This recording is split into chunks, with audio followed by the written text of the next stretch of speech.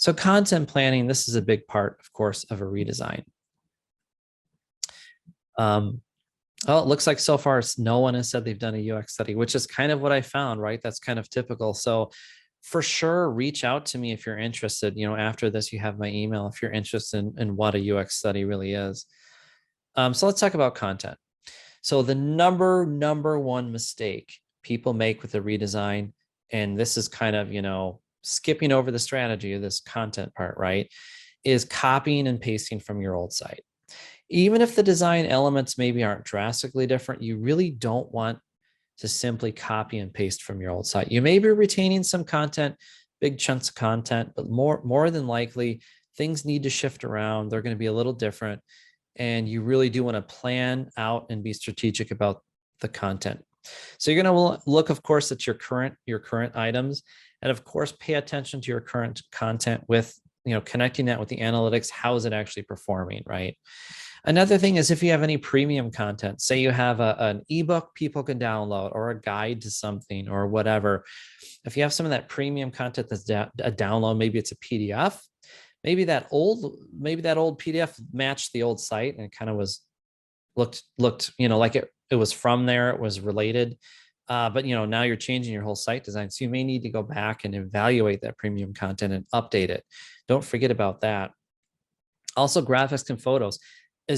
Are your staff and your leadership pictures 10 years old? You might want to consider new pictures, right? So going through your current content assets and seeing what can be retained, what needs to be updated, that is a very important step. And it is very helpful if you can to use some type of content planning tool. This tool here is called Gather Content. It's just a quick example of something. And Gather Content is actually quite good, and I found it very useful. That is one I would look at if you're going to have a lot of content on your site, especially when you get to over 50 pages. You're talking about hundreds of pages. It is really nice to use a tool.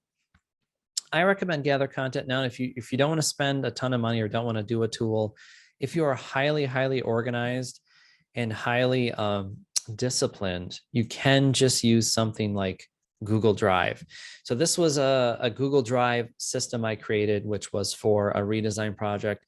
And the design sort of language that this client used had all these icons, and they had very specific colors for certain programs. This comes back to, right, the branding and planning out the colors. They have 3 programs, each represented by a distinct color and distinct icons.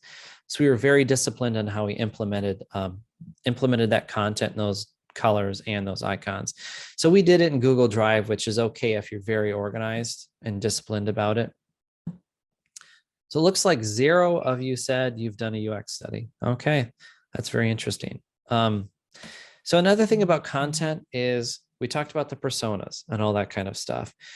So when you start to create the new content for the new site, the worst thing you can do is have phenomenal personas and never look at them. Look at your personas, your brand voice guide, all of those things. Heavily rely on those for your content. And this is especially important for nonprofits because you may kind of have different staff members doing different things. You may be working with someone like me, or you have contract writers, or using writers from Upwork. The more people involved with the content, the more likely it is that content seems different, that different pieces sound different, and one's very on brand, maybe one is off brand. So having the good branding documents, the persona documents, having everyone work off of those will make everything more consistent. So it will align the content with your personas and goals much better.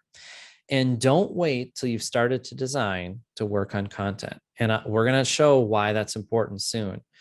But having some content ready before you even start on the design is incredibly important.